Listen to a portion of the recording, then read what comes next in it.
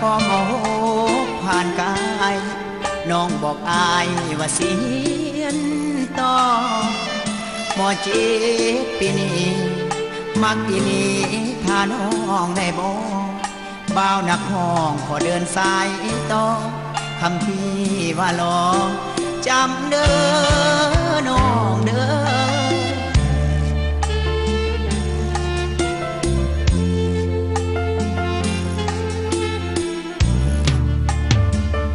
อย่าให้คอยเก้อ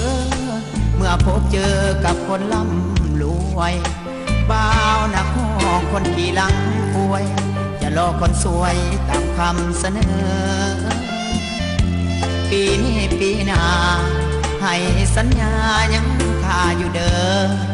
สาวหมอเจ็บอายหักเสมอแม่นแท้บ่เหอคำว่าให้ยอมเพียนจบแล้วน้องอายสิมาขอปีหน้าบ่มีหยังค่าขอเพียงว่าจะเปลี่ยนใจก็พอสิตัวนักห้องให้คอยน้องหลายปีสันบอ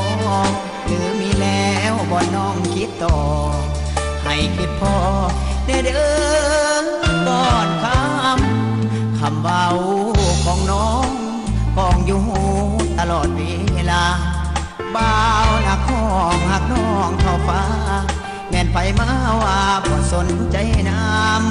ำขึ้นเหนือลงใต้ใจอยากเมื่อหาแต่คนงาม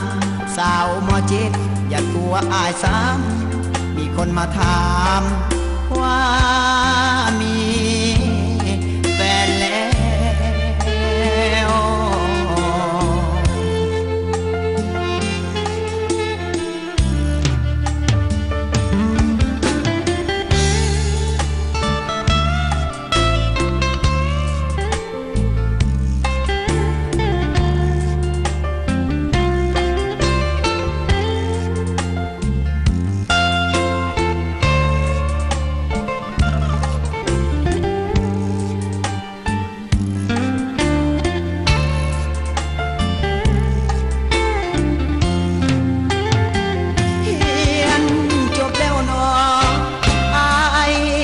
ขอปีหน้า